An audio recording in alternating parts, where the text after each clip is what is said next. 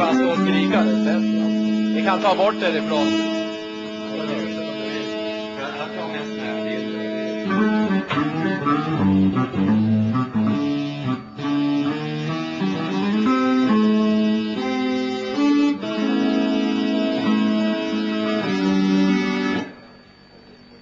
Here's what happens. I'll explain the whole theory behind this and everything.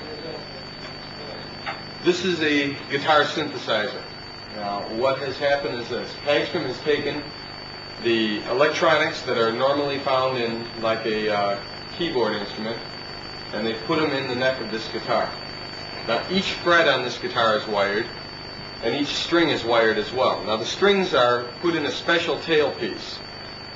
It's done so that each string is isolated from one another, so that no metal touches metal up until the point when the string hits the fret. Then you get the tone. So all you have to do is...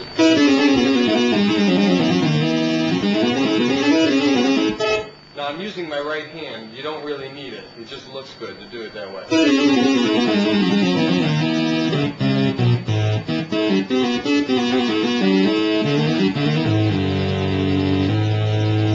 Okay. Now if you want guitar as well, you just turn on the pickups.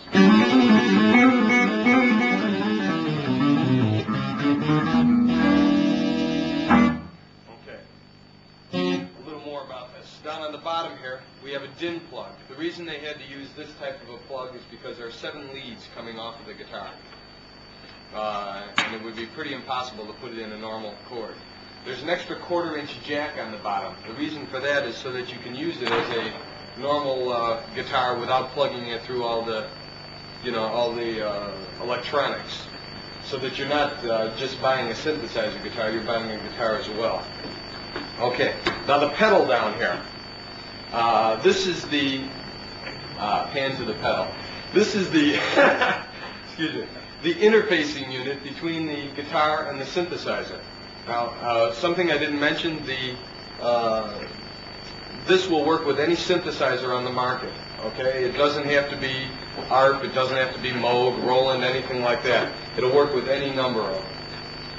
Okay, now. The pitch pedal right here gives you 1 full octave of synthesizer from heel to toe. There's no searching for it, it's right there.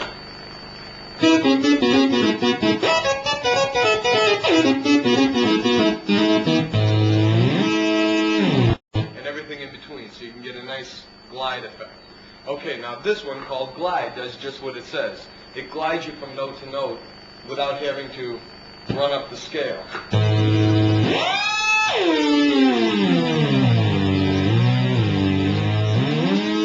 Say if you want a small amount of glide, all you have to do is put it down a little bit. You don't work it like a wah-wah. All you have to do is set it where you want it.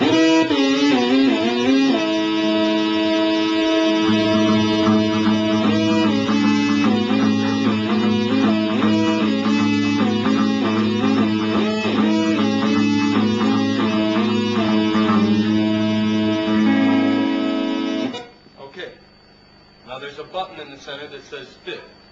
I don't know if you can see that off of there, but the button is right in the center.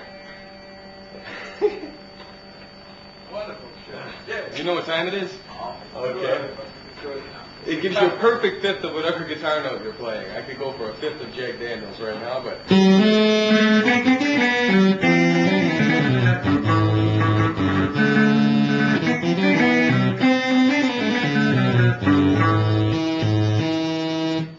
Now, if you're using a machine, that's very nice, eh? If you're using a machine that has 2 oscillators, I'm using this little bitty job because the airlines found a way to ruin mine. So, this one has 2 oscillators, which most synthesizers. Now you can set it.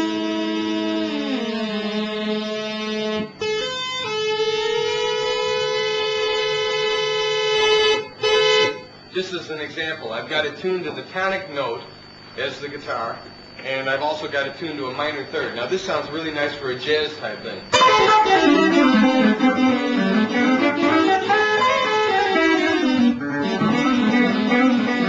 Now when you hit the 5th button, all it's going to do is take both of those oscillators, move them down 5 steps, but everything will still be in place.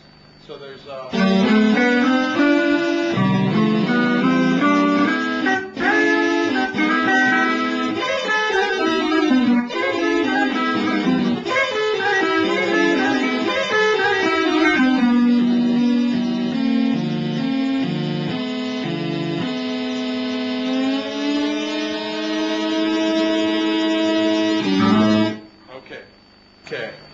Chick Corea vibrato sound, which is, you know, your normal.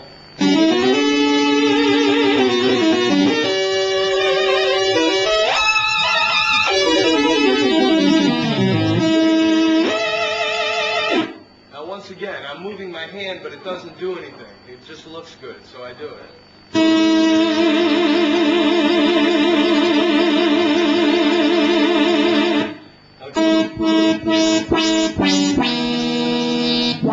Your typical funky sound.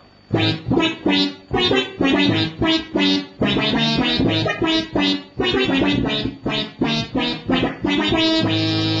you can set this envelope so that you can run through guitar riffs and the synthesizer won't come in until you hold a note.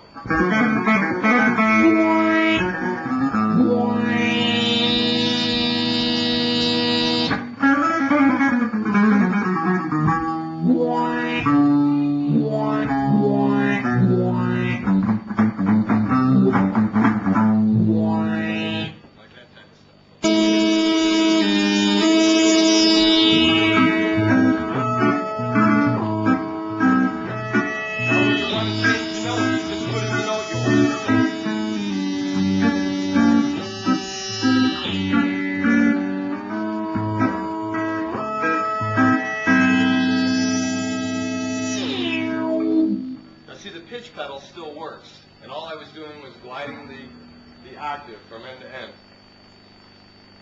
Okay, now it works on the bass as well. Let me just do a quick thing here. I don't believe the bass and the guitar are in exact tune, so I was right.